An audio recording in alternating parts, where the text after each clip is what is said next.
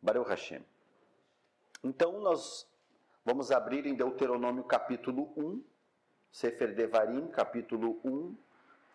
Quem encontrou, diga Baruch Hashem. As primeiras palavras da Torá, do livro de Deuteronômio, é Elecha Devarim Asher Diber Moshe et Kol Israel Be'ever Hayarden Bamidbar Ba'arava Molsuf Ben Paran Uven Tofel Velavan Vahatserot Videi Zahav. São estas as palavras que Moshe falou a todo Israel, além do Jordão, no deserto no Arabá, diante do mar de Suf, entre Parã, Tofel, Lavan, Vahatserot e Videi Zahav. Agora pulando para o Passuk, o verso 5, diz assim: além do Jordão, na terra de Moav, começou a Moshe a explanar esta Torá, esta lei, dizendo: o Senhor nosso Deus nos disse em Horev, já permanecestes bastante tempo nesta montanha. Voltai-vos, parti e ide à região montanhosa dos amorreus. Ide a todos os povos vizinhos no Arabá, na planície, nas montanhas no Negev e ao longo da costa do mar, para a terra dos cananeus e para o Líbano, até o grande rio Eufrates. Baruch Hashem, até aqui. A primeira coisa que nós devemos entender, né, como eu disse antes, o nome do livro é Devarim, que leva a primeira palavra significativa do texto, né? Elecha Devarim, ou seja, são estas as palavras, Asher Diber Moshe, que falou Moisés, El Kol Israel, a todo o Israel, para todo o Israel. O nome do livro quer dizer palavras. Deuteronômio quer dizer o quê? Repetição da lei. Porque o livro do Deuteronômio, queridos Haverim, não existe nada de novo neste livro. Não existe nada de novo neste livro, até porque, ou seja, o povo de Israel está há um mês de entrar na terra prometida, em Canaã. Ou seja, é um momento, é um divisor de águas no povo de Israel. E Moshe Rabbeinu para o povo e faz uma repetição da Torá. Então o livro do Deuteronômio, ele é um resumo de todos os livros que nós estudamos até agora, Gênesis, né, Bereshit, Shemot, Vaikra, Bamidbar, e agora estamos no Devarim, ou seja, Êxodo, Gênesis, Êxodo, Levítico e Números, e agora chegamos em Deuteronômio, livro de Devarim. Ele é o resumo dos 4. E ele leva o nome de repetição da Torá, porque Moshe vai parar o povo a um mês da terra prometida e vai começar a repetir os mandamentos. Ou seja, por isso que nós vamos ver no capítulo 5 do Deuteronômio, nós vamos ver ali os 10, os Aseret Hadibrot, as 10 palavras, né, que Moshe recebeu lá no Monte Sinai, em Êxodo 20. Nós vamos ver em Deuteronômio 5 novamente esses mandamentos, porque Moisés vai fazer o povo parar e vai repetir a Torá. Qual é o fundamento de Moshe fazer isso a um mês da terra prometida? A primeira coisa que nós devemos entender, obviamente os Haverim estão inteirados, o povo de Israel passou 40 anos no deserto, e agora há um mês da terra prometida, eles estão prestes a entrar, logo após toda aquela geração perversa que incitaram a ira em Hashem, ou seja, e Hashem diversas vezes acendeu a sua ira, e prometeu a este povo que eles não entrariam no descanso do Eterno. E aí então o Eterno vai fazer com que este povo rodeie 40 anos o deserto até que aquela geração morra.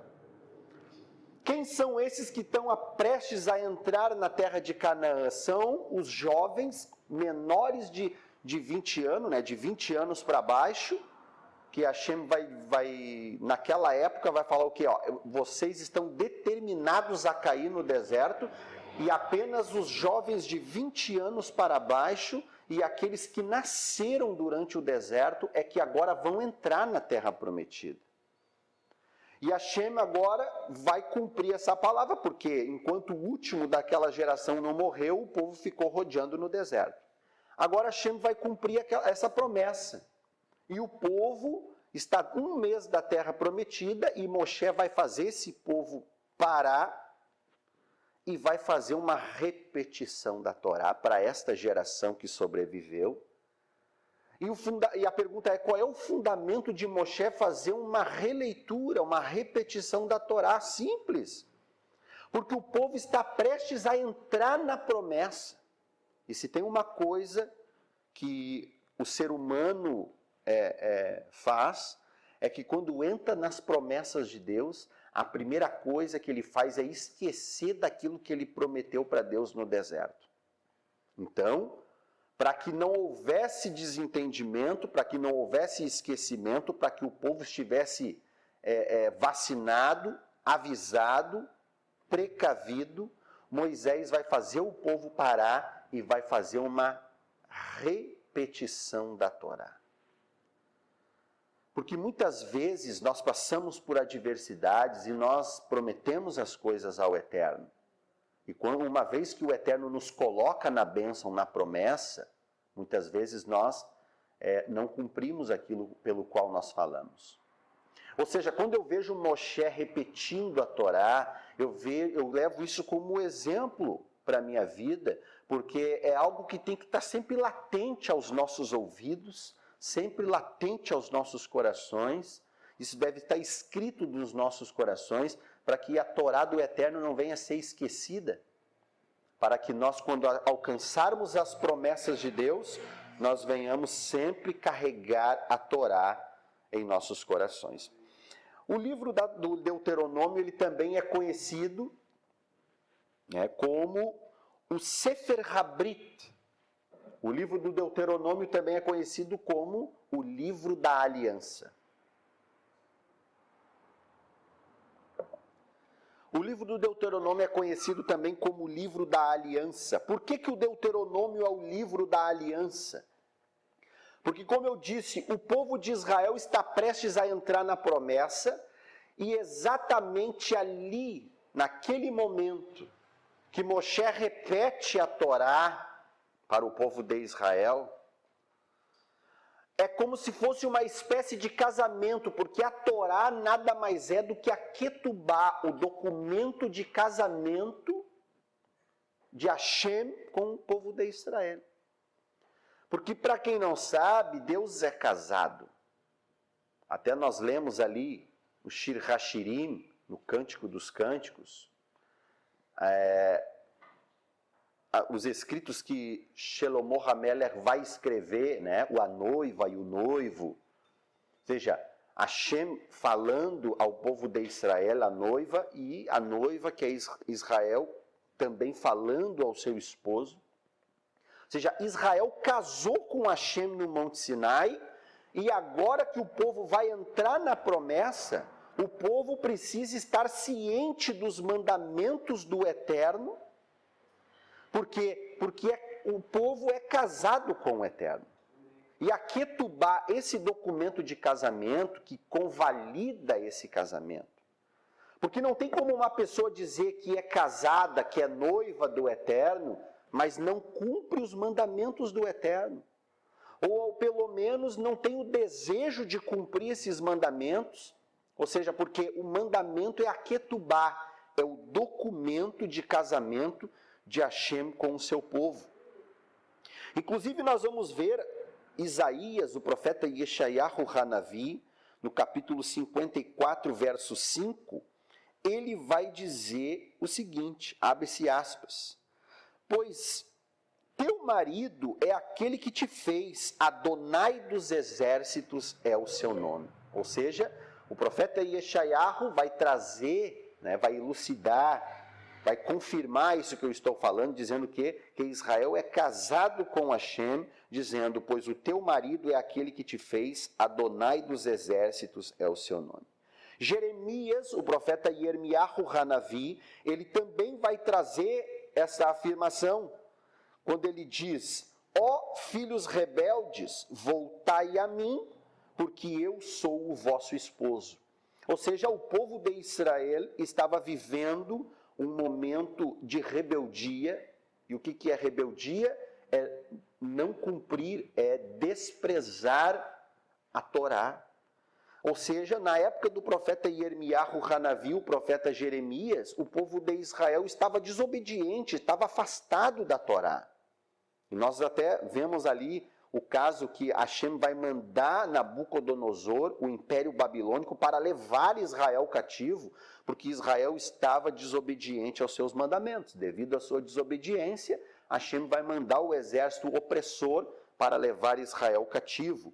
Ou seja, por isso estavam configurados, ou seja, estavam qualificados como rebeldes, porque aqueles que odeiam, aqueles que se afastam da Torá, aos olhos do Eterno, são classificados como rebeldes.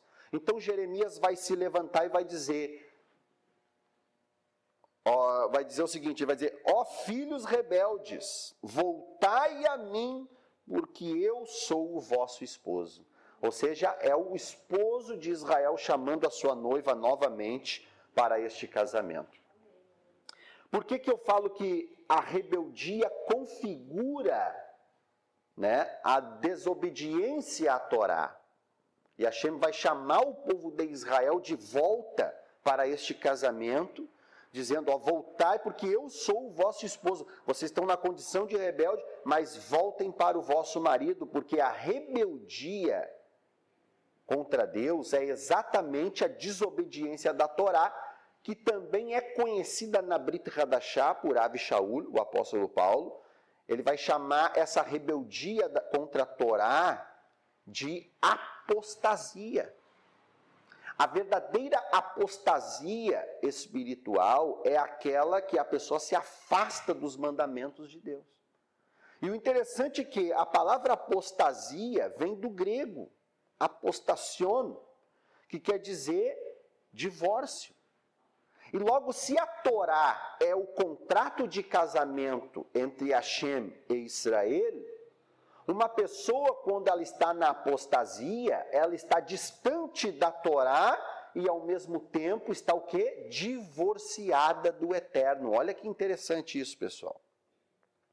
Então, quando o Rabi Shaul fala lá em 2 Tessalonicenses 2, e o verso 3, ele diz, estas coisas não acontecerão sem que antes venha a apostasia. Olha que interessante isso, porque o contexto aqui é a volta de Mashiach, de Yeshua.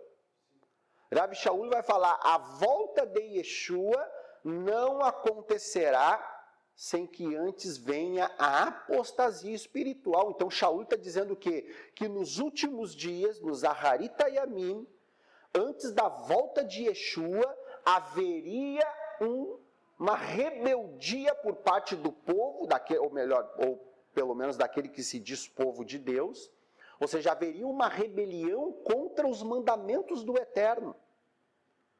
Ele vai dizer, haverá uma apostasia antes da manifestação do Messias, ou seja, nos últimos dias, Shaul já estava profetizando que haveria sim essa rebelião, essa revolta, esse antinomismo, vamos dizer assim, que é aqueles que praticam, que são antinomianos, ou seja, são contra as leis da Torá.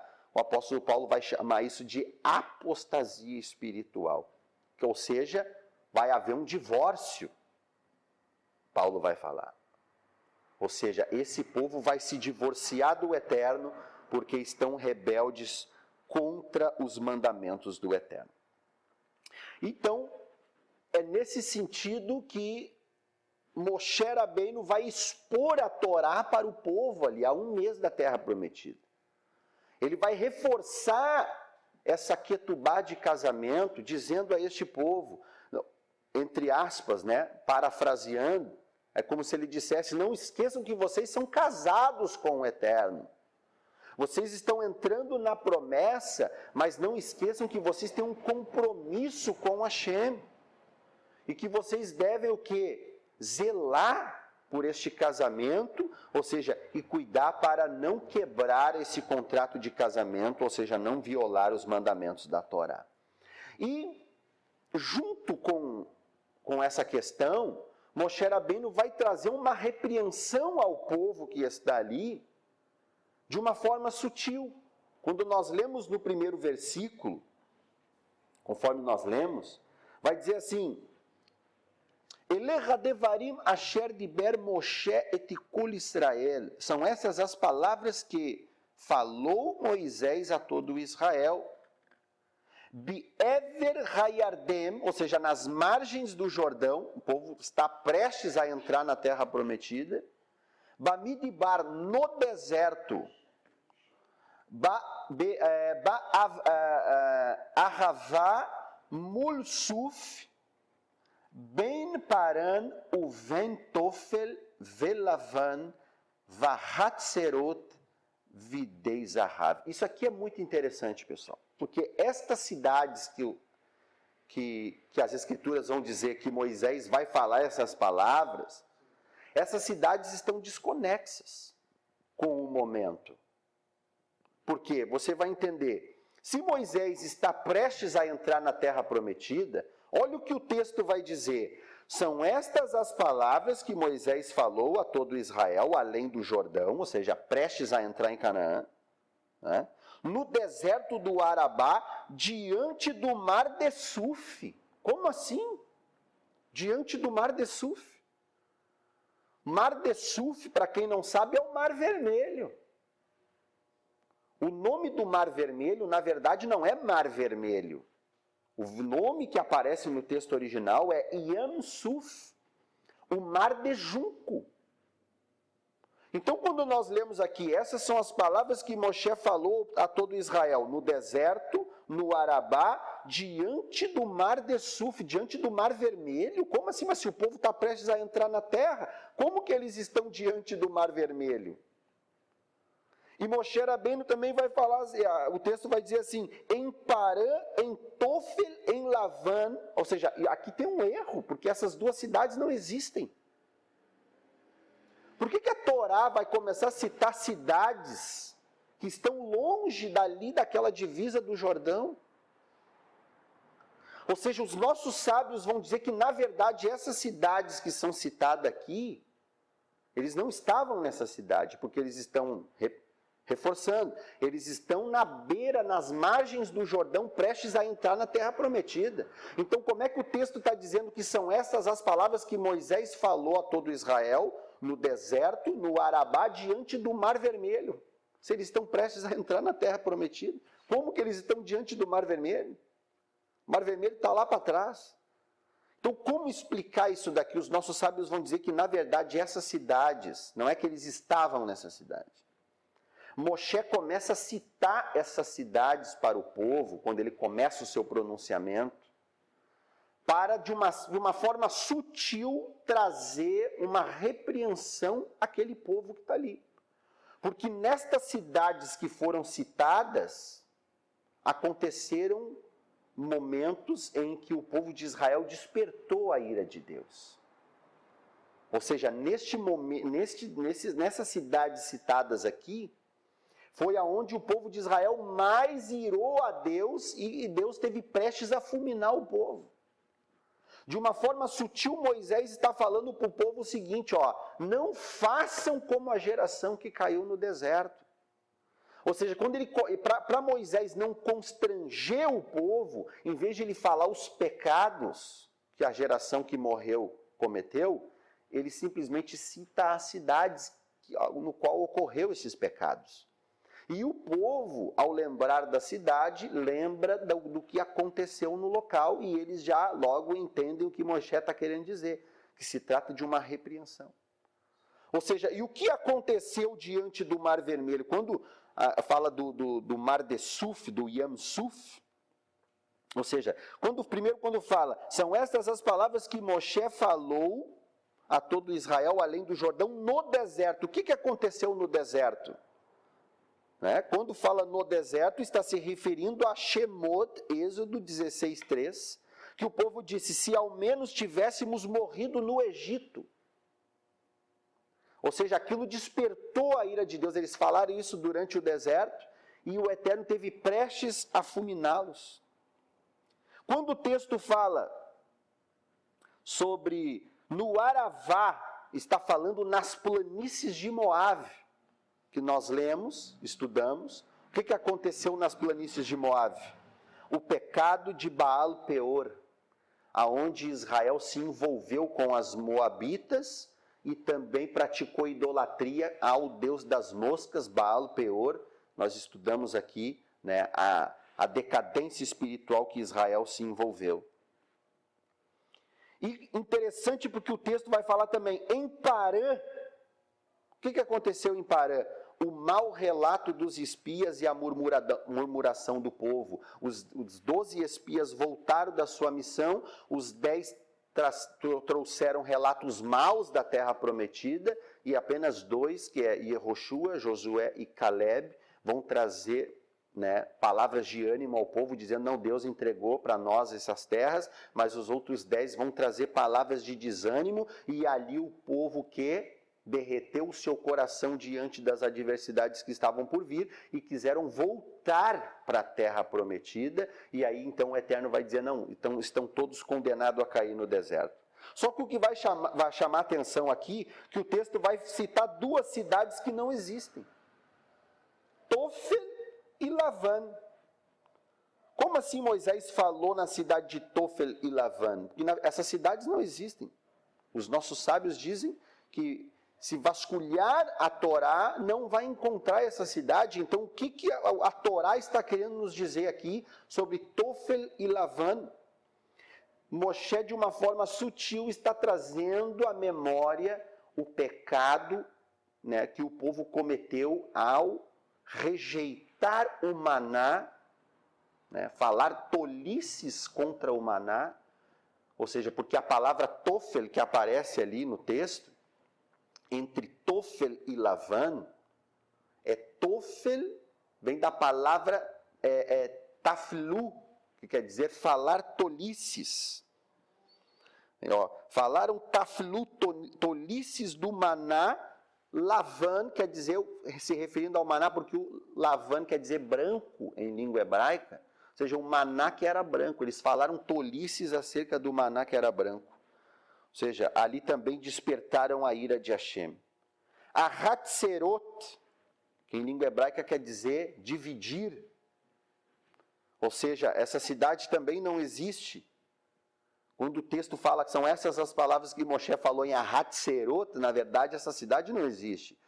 Moshe vai trazer essa explanação a Hatzerot, que quer dizer divisão, para lembrar o povo de Israel sobre a rebelião de Corá, Datã e Abirão, aonde houve uma divisão. Parte do povo chegou a seguir Corá, Datã e Abirão, e a outra parte ficou para o lado de Moshe Rabbeinu. Houve uma divisão. Ali também foi despertado a ira do Eterno. E quando fala de Zahav, no texto que nós lemos, está se referindo, que a palavra de Zahav quer dizer ouro suficiente. Ou seja, está se referindo ao pecado do bezerro de ouro que o povo de Israel cometeu logo que saiu da terra do Egito ali, no dia em que o Hashem entregou a Torá para Moshe no Monte Sinai, ele desce e vê o povo adorando um bezerro de ouro. Então Moshe vai trazer essa repreensão para o povo, de uma forma sutil. Ele não vai falar os pecados para não constranger o povo.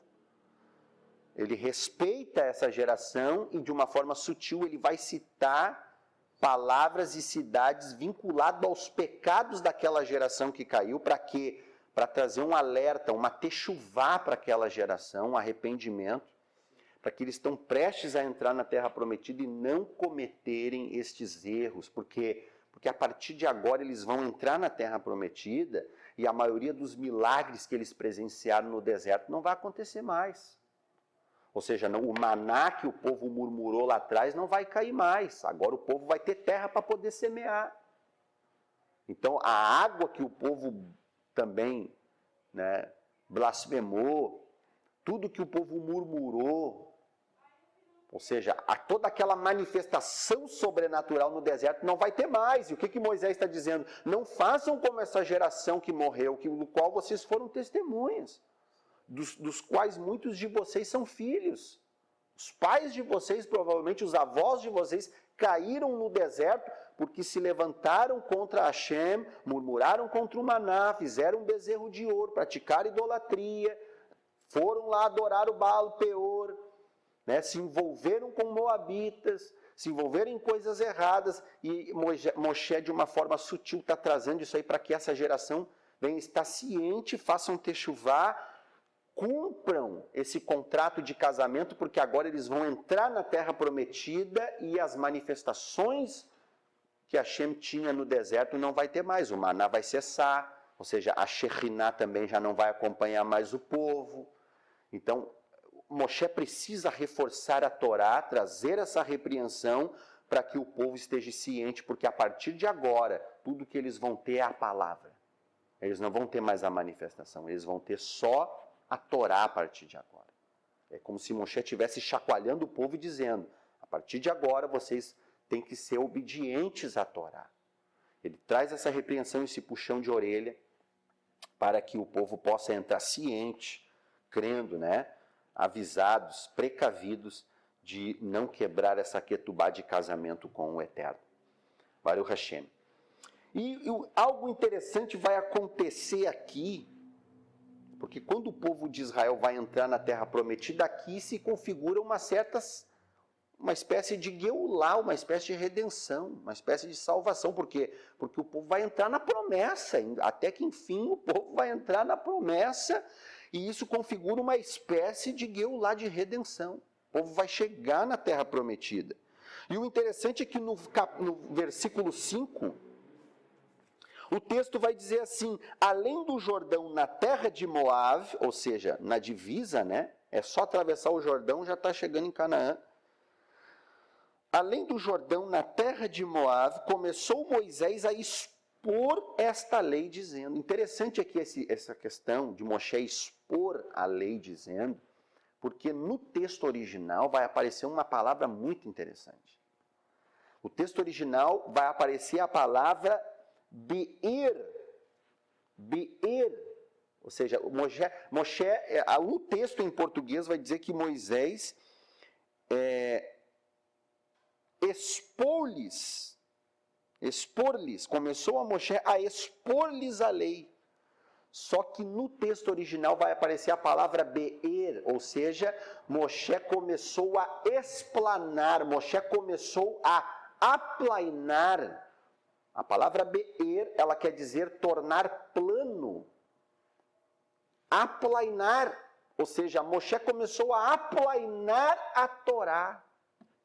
Ou seja, de uma forma que o povo conseguisse entender a lei, e isso é interessante porque antes de entrar na Terra Prometida, antes do cumprimento da Geulá, Moshe está aplainando a Torá. Isso é interessante porque sempre antes da redenção, sempre Hashem vai levantar pessoas para aplainar a Torá, aplainar o caminho, né? Nós vamos ver isso na vida, né, de Moshe Rabbeinu, nessa palavra. Nós vamos ver isso na vida de Elias, o profeta, no Monte Carmelo, né? Nós vamos ver isso em Malaquias. O profeta Malaquias vai dizer, capítulo 4, verso 6, ele vai dizer: lembrai da lei do meu servo Moshe, a qual eu prescrevi em Horeb, no Monte Horeb, no Monte Sinai. E ele vai dizer assim: eis que enviarei o profeta Eliarro, o profeta Elias, antes do grande e terrível dia do Senhor. Ou seja, o que o profeta Eliarro vai fazer? Ele vai fazer o povo lembrar da lei de Moisés, conforme o profeta está falando aqui. E não é isso que Moisés está fazendo com o povo antes de entrar na terra prometida. Ele para e faz o quê? Uma recitação, uma repetição da Torá, fazendo o povo lembrar da Torá antes de entrar na terra, e ainda ele vai aplainar os mandamentos da Torá, trazer um verdadeiro sentido ali para que o povo possa entender, ou seja, sempre antes da redenção,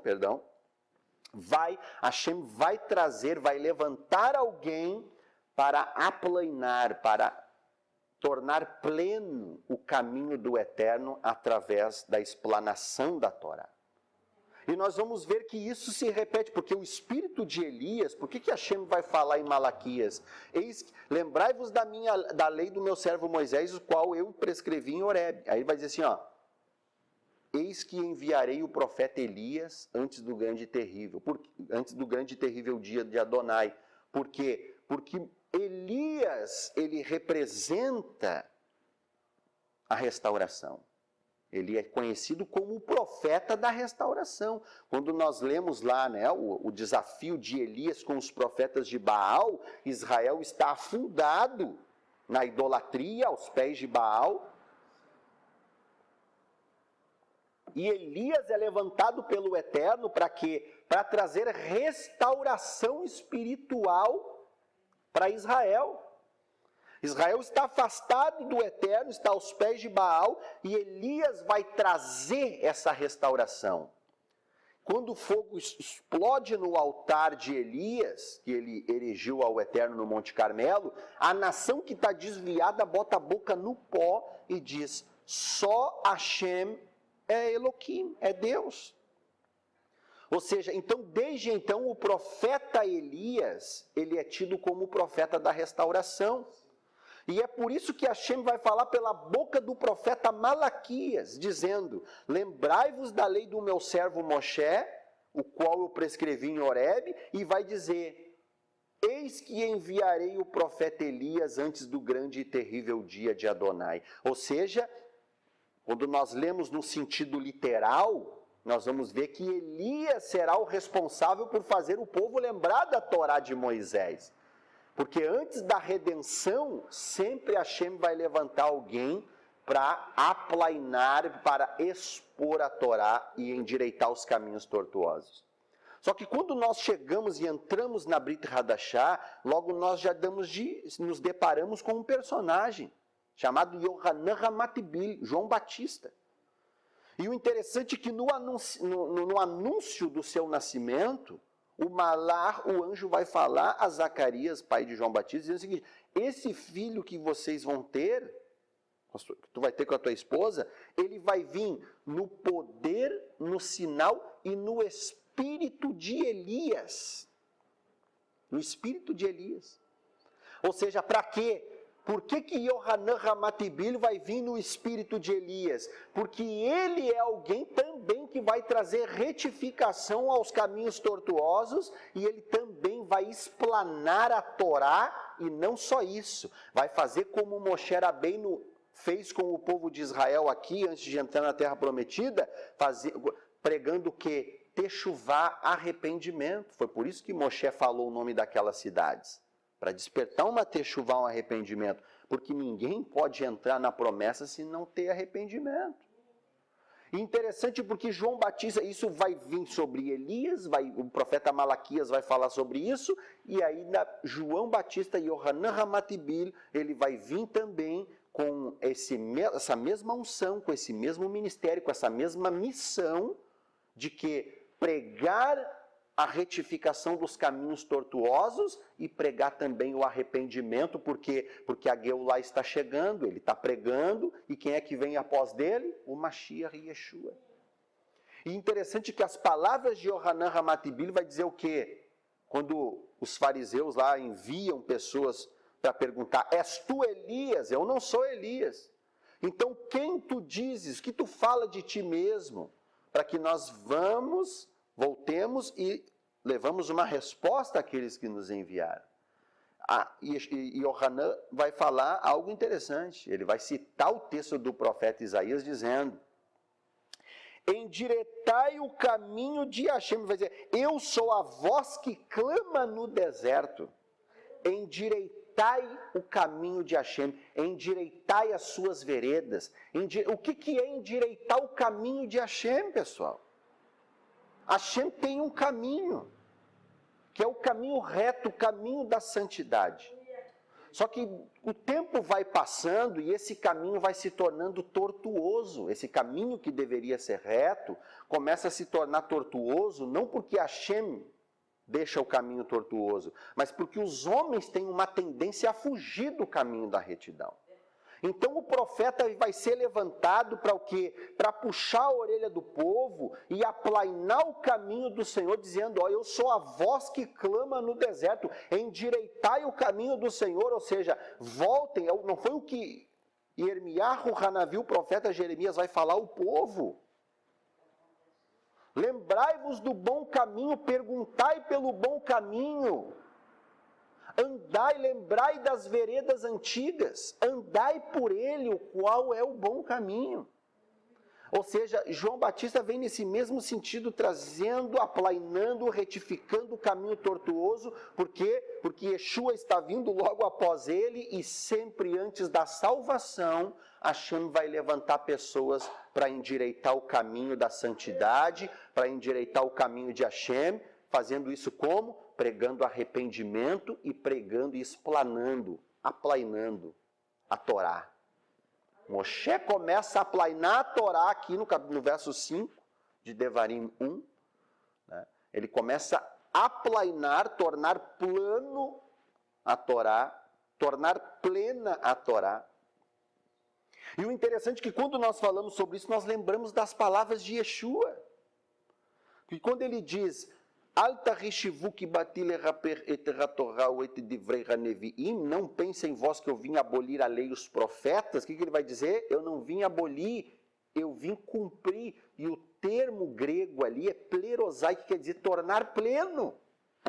A mesma coisa que Moshe Rabbeinu está fazendo aqui. Tornando pleno, tornando plano, endireitando os caminhos tortuosos. E Yeshua está dizendo, eu não vim abolir a Torá, pelo contrário, eu vim endireitar o caminho tortuoso, que ele vai dizer, e diga-se de passagem, ele vai dizer que esse caminho é ele. E ele vai dizer, eu não vim abolir, eu vim cumprir, eu vim tornar plano, eu vim retificar os caminhos de Hashem. Eu não vim abolir a Torá, ele mesmo fala sobre isso. Interessante isso. E então nós vemos aqui, Haverim, que sempre que a salvação, a Geulah, a promessa de Hashem vai se cumprir, sempre tem alguém que Hashem vai levantar para aplainar o caminho, para indicar ao povo, ó pessoal, existe um caminho reto, não esqueçam, é por aqui, arrependam-se porque está chegando o reino de Deus. Ou seja, por que eu quero chamar atenção para isso? Porque nós estamos vivendo tempos, dias, em que Deus está levantando pessoas para aplainar esse caminho novamente. Porque nós estamos nos Aharit Hayamim nos últimos dias, e Yeshua está voltando para o seu povo, trazendo Geulah para a humanidade, mas Hashem está levantando nessa geração pessoas capacitadas com o coração em Deus, dispostas a explanar a Torá, a retificar o caminho de Hashem, na explanação da Torá e pregando arrependimento nesses últimos dias. Por quê? Porque o povo está vivendo uma apostasia espiritual, aonde as leis de Deus não são mais ensinadas, aonde a sã doutrina da Torá não é mais explanada nos ministérios. Abrem sim textos da Torá, mas não entram nas questões doutrinárias que vai o quê? Mexer com o caráter do homem.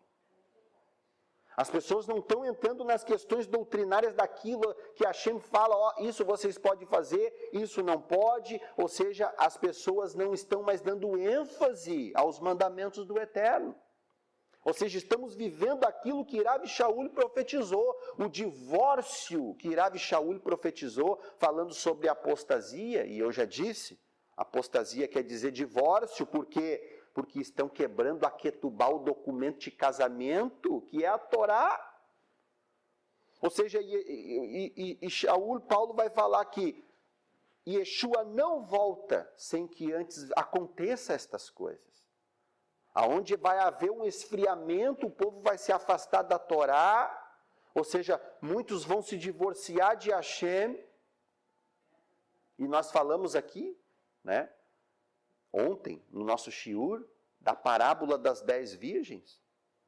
5 era prudente, 5 era nécia, as 10 têm lamparinas, mas a diferença é que uma tem azeite de sobra e as outras não têm. As que não têm, faltou azeite e elas tiveram que ir atrás de azeite, nesse meio tempo o noivo chegou. Quem são essas que foram buscar azeite? As nécias, né? As nécias foram buscar o azeite porque faltou o azeite. Elas simbolizam quem? Aquele povo que se afastou da Torá. Porque a Torá, ela simboliza a lamparina. Se não tiver azeite para a lamparina, ou seja, no momento que apagou essa lamparina, a pessoa perde esse avivamento, ela perde essa chama da Torá e ela vai tentar buscar, e nesse meio tempo, ou seja, deixou a fé se apagar. Ou seja, a lamparina, ela representa a Torá, porque nós vemos lá no Terrilim, Salmo 119, verso 105, muito conhecido. O salmista Davi vai dizer o quê? Lâmpada para os meus pés é a tua palavra e luz para o meu caminho. Ou seja, e a palavra de Hashem ali, que é lâmpada para os nossos pés, é a Torá. Por quê? Porque se nós olharmos o Terrilim 119, todos os versículos vão estar exaltando a lei de Hashem. Então a Torá, ela é a lamparina, ou seja, 5 prudentes e 5 nécias. Quem entrou para o casamento é quem tem a Torá acesa nos seus corações. Vivendo uma vida de prática, e apesar das falhas, ela continua se esforçando para quando o noivo chegar, ela está o quê? Com o documento de casamento, com a ketubá, e poder entrar nas bodas do cordeiro. Porém, nós vemos aqui também que existe aquelas que esfriaram, que se apagaram a sua emuná, a sua fé, e agora estão o quê? Divorciadas, porque quando o noivo vem, elas não estão presentes, e então não entram para esse casamento. Ou seja, Hashem tem nos levantado. Eu não posso falar em nome de outros ministérios, mas eu entendo que eu posso falar por mim. Hashem me levantou, e eu acredito que os irmãos que estão aqui também, para quê? Para retificar os caminhos tortuosos. Para trazer essa explanação, para trazer essa retificação, porque nós estamos vivendo os últimos dias, e estamos vivendo essa apostasia espiritual. Essa apostasia espiritual que Rabi Shaul falou lá em Tessalonicenses, está mais do que presente nos nossos dias. E nós temos que nos levantar como uma voz profética, para essa geração que se diz servir a Hashem, porém não estão cumprindo o contrato, a ketubá de casamento. E que naquele dia, né, não entrarão no casamento. O que aconteceu com aquelas que voltaram, depois que o noivo veio e levou as prudentes? Começaram a bater na porta dizendo, abre-nos, deixa-nos entrar. E o que Yeshua vai falar? A mesma coisa que ele fala em Matitiahu, Mateus 7:23. Apartai-vos de mim que eu não vos conheço. Ou seja, quando a pessoa não tem a ketubá de casamento, a pessoa não vive esse casamento com o Eterno através dos seus mandamentos, ela está divorciada. E Hashem vai dizer naquele dia, apartai-vos de mim que eu não vos conheço. Que nós venhamos nos posicionar, queridos Raverim, a trazer essa retificação, porque isso aqui é um alerta. A nos posicionar, não ir atrás do sistema religioso que opera neste mundo, mas nós devemos nos levantar como profetas, porque Hashem tem levantado nessa geração, ele conta com pessoas corajosas, pessoas zelosas da lei de Deus para se levantar contra esse sistema, e pregoar, retificar os caminhos do Eterno e tentar resgatar o máximo de pessoas possível, porque a porta é larga e muitos são os que entram por ela. E a porta estreita que conduz à vida, poucos a encontram e entram por ela. Ou seja, quando a gente vê muita gente indo por um caminho, desconfia dele. Porque a porta estreita que conduz à salvação é poucos que vão entrar. E nós vemos isso na própria arca de Noé, aonde Noé pregoava a justiça por uma geração ímpia e perversa. Ele pregava o juízo de Deus, mas a humanidade não acreditou em Noé, em Noé. E quem é que ele entra na arca dele? Noé e a sua família. Pensa bem, uma arca que foi feita para abrigar milhares de pessoas. E Noé se vê frustrado porque ninguém entrou na arca. Apenas meia dúzia de pessoas entraram, e essa meia dúzia ainda era parente de Noé. Ou seja, Yeshua vai falar sobre isso, porque ele vai comparar a volta dele aos dias de Noé. Dizendo, assim como nos dias de Noé, assim será a vinda do Filho do Homem. Ou seja, o que aconteceu nos dias de Noé? Muitos não creram na mensagem de Noé e apenas 8 pessoas se salvaram na arca. Imagina, diante de uma multidão, de um contingente elevado de pessoas, só 8 pessoas se salvaram na arca de Noé. E Yeshua vai falar, assim será a vinda do Filho do Homem. Por quê? Porque muitos nessa geração não estão entrando na arca, não estão crendo na pregação da justiça de Deus.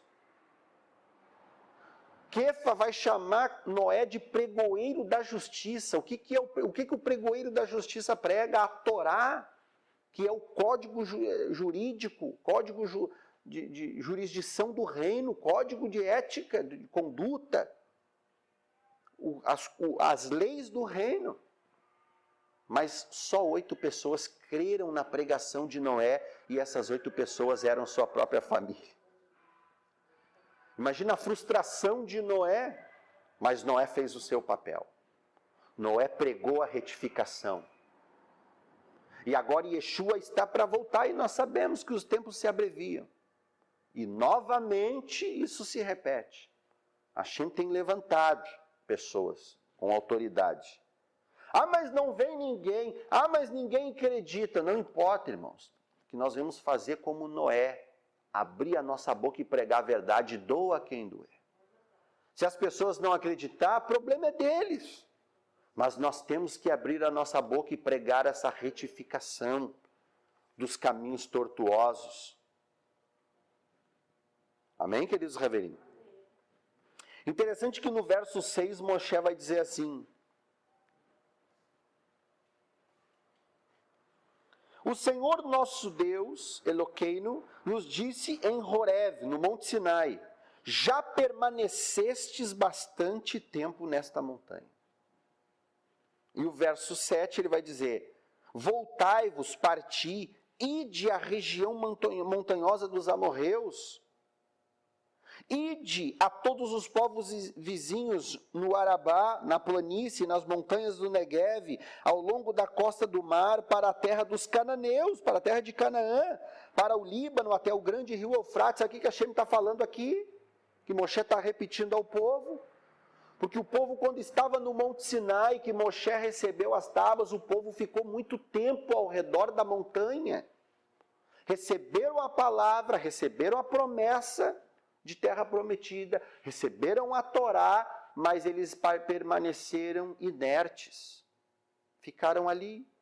De modo que Moshe vai dizer agora, ó, o Eterno vosso Deus vos falou, vocês rodearam demais essa montanha, faz muito tempo que vocês estão aqui, e o Eterno vai dizer, está na hora de vocês ir, está na hora de vocês avançar, está na hora de vocês partirem para as regiões montanhosas dos amorreus, vão à terra de Canaã, conquistem a terra. E o que isso nos traz aqui? O que nós temos como aprendizagem nisso aqui? Porque não basta nós recebermos as promessas de Deus, não basta nós recebermos a Torá e a gente ficar ali e não tomar um posicionamento e não cumprir o ID, não tomar posse das promessas de Deus. Ou seja, nós estamos vivendo numa geração onde as pessoas rodeiam a palavra, porque eu quero chamar a atenção aqui que a montanha, ela simboliza a Torá. O que montanha é essa? É o Monte Sinai, o Monte Horebe. E no Monte Sinai foi entregue a Torá.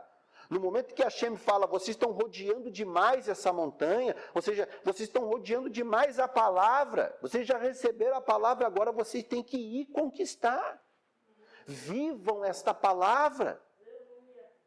Porque nós estamos vivendo, por que eu chamo a atenção aqui? Porque nós estamos vivendo nos últimos dias, onde as pessoas têm a palavra do Eterno, todo mundo tem uma Torá, todo mundo tem um Tanar, a Brit Hadashah, todo mundo tem uma Bíblia.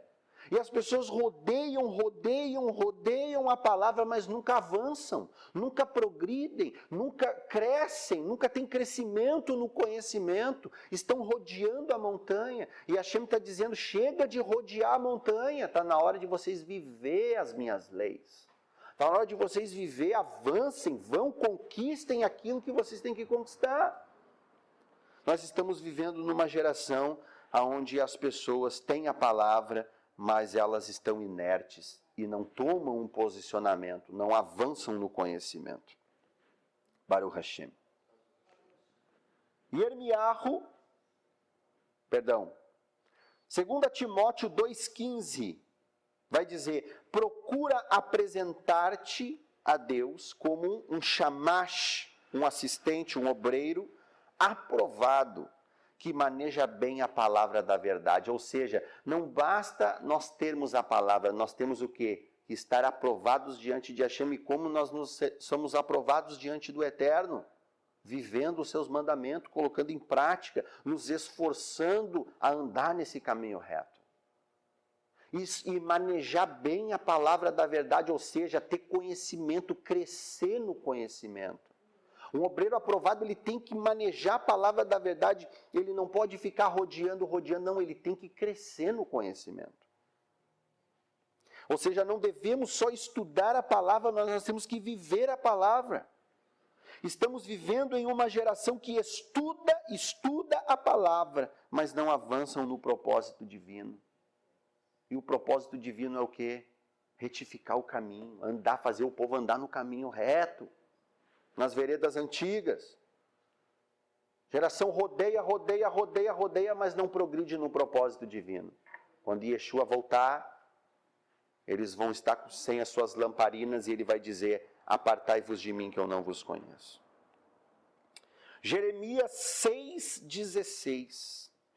Ponde-vos no caminho e perguntai pelas veredas antigas e andai por ele. Ou seja, nós devemos viver o propósito divino, nos colocar no caminho da retidão, no caminho da justiça, no caminho que agrada ao Eterno. Jeremias 31:33, colocarei as minhas leis nos vossos corações, e vocês serão o meu povo, e eu serei o vosso Deus. Deuteronômio 30, verso 6. Vai dizer, Adonai, o teu Deus, circuncidará o prepúcio do vosso coração. Ou seja, nós devemos ter o coração circuncidado, com as leis do Eterno escritas no nosso coração. Para quê? Para que a gente possa andar no bom caminho. Para que a gente possa andar no caminho o qual Adonai preparou de antemão para aqueles que ele chamou. E 2 Coríntios 3,3, o Raverim conhece, Rabi Shaul vai dizer, vós sois cartas do Mashiach, não escrita em tábuas de pedras, mas escrita no coração pelo Espírito de Deus. A pessoa, para ela poder viver essa retidão, para poder andar nesse caminho reto, ela tem que ter o coração circuncidado com a lei de Hashem no seu coração. Para isso, só o Ruach HaKodesh, só o Espírito Santo, é quem vai circuncidar o coração das pessoas. Nós temos o dever de apregoar o bom caminho. Nós temos o dever de retificar, de aplainar, como Moshe fez com o povo antes de entrar na promessa. E fazer esse povo viver a Ketubá, viver esse casamento, Baruch Hashem. Que nós venhamos através do Ruach HaKodesh, do Espírito Santo, e através do Espírito de Eliarro, que é o Espírito da restauração, sermos a voz que clama no deserto, aplainai as veredas de Adonai, para que possamos entrar nas promessas de Deus em Yeshua, o nosso Mashiach. Amém, queridos Haverim? Baruch Hashem, vamos nos colocar de pé. que nós possamos fazer como Moshe. Que nós não venhamos ser como o povo, rodear a montanha. Não, mas que nós venhamos receber a palavra e seguir, ter crescimento, avançar nos propósitos de Deus. E que nós venhamos nos levantar como uma voz profética. Assim como Moshe aplainou a Torá para o povo antes de entrar na terra. Assim como Eliarro também aplainou a Torá, fez o povo se voltar a Hashem, se voltar para a Torá. E Malaquias vai dizer, enviarei o profeta Elias para quê? Para fazer o povo lembrar da lei de Moshe. E nós vemos isso se cumprindo na vida de Yohanan Ramatibili, João Batista. Aonde ele diz, eu sou a voz que clama no deserto, endireitai os caminhos de Adonai. Arrependei-vos, techuvá, porque toda vez que Hashem vai mandar a salvação, ele envia os seus servos para aplainar o caminho, para endireitar o caminho. E eu sinto a graça de Deus porque Hashem tem nos escolhido para nos levantar nesta geração e aplainar os caminhos tortuosos, dizendo a esta geração, andai pelas veredas da justiça, perguntai pelo bom caminho, arrependei-vos porque é chegado o reino de Deus. Baruch Hashem. Vamos nos colocar de pé, vamos adorar Hashem. Baruch Hashem. Eu quero fazer Abrahá, eu estou sem meu talite aqui, vamos fazer Abrahá e depois vamos adorar a Deus. Yevarechecha Adonai veishmerecha, yair Adonai panavelecha veihuneka, Isa Adonai panavelecha veiasem lecha shalom. Que o Senhor te abençoe e te guarde, que o Eterno faça resplandecer o seu rosto sobre ti e tenha misericórdia de ti. Que o Eterno sobre ti levante o seu rosto e te dê a paz. Adonai osle amoiten Hashem evarech et amo vashalom. O Senhor fortalecerá o seu povo, o Senhor abençoará o seu povo com a paz. Em nome de Yeshua, amém e amém. Baruch Hashem.